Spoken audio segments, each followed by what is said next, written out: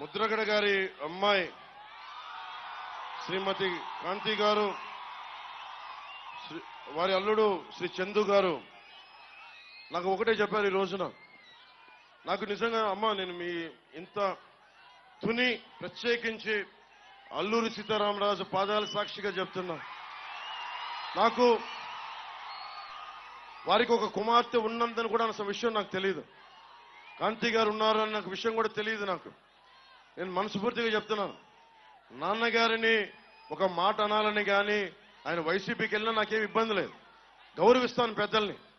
ఈ రోజున తుని సభ సాక్షిగా చెప్తున్నాను, కాంతి గారు జాయిన్ అవుతానంటే నేను ఒకటే మాట చెప్తున్నాను, నేను తండ్రికి కుటుంబానికి కూతురికి వేరు చేసే వ్యక్తిని కాదు.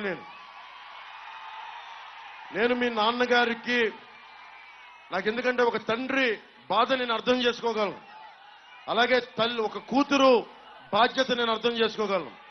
నేను మీకు మాట ఇస్తున్నాను, మీకు నేను గౌరవం ఇచ్చే బాధ్యత మీ వారికి, మీ ఇద్దరికి. కానీ ఈరోజు నేను మాట్లాడి మీకు కండువా వేస్తే నేను నాన్నగారిని ఆయనకి ఇబ్బంది కలగదు. ఆయనకి పెద్దవారు 10 మాటలు అంటారు, పెద్దలు ఏమంటారు 10 సార్లు తిడతారు, మనల్ని భరించాలి మనం.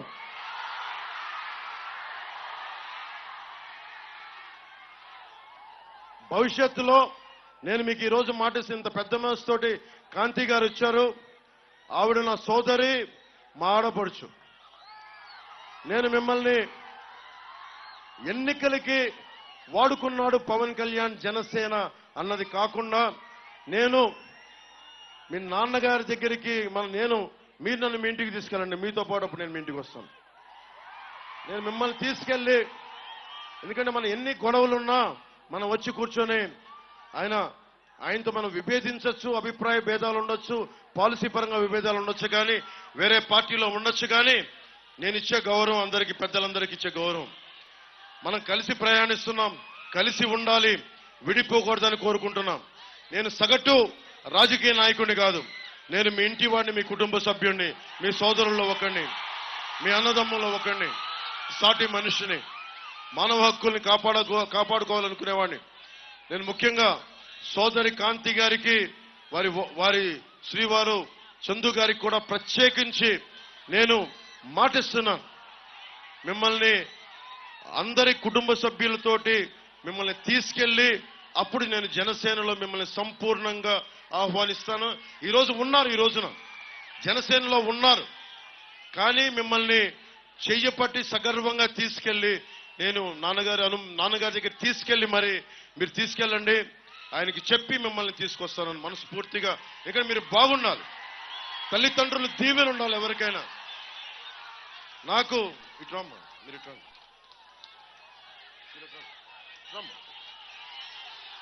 సోదరి కాంతి గారికి మనస్ఫూర్తిగా మీ అందరి తరపున ధన్యవాదాలు తెలుపుకుంటూ, నేను కులాలనే కలిపేవాడిని, పార్టీలనే కలిపేవాడిని. కుటుంబాన్ని వేరు చేస్తామా? కుటుంబాన్ని కలుపుతాం. ముద్రగడ గారిని, కాంతి గారిని కలుపుతాం తప్ప మనం కూర్చొని వేరు చెయ్యం. అలా పరిస్థితి ఎప్పుడు తీసుకురాం. యనమల దివ్య గారిని కూర్చోబెట్టి అఖండ మెజారిటీతో గెలిపించండి సైకిల్ గుర్తు మీద.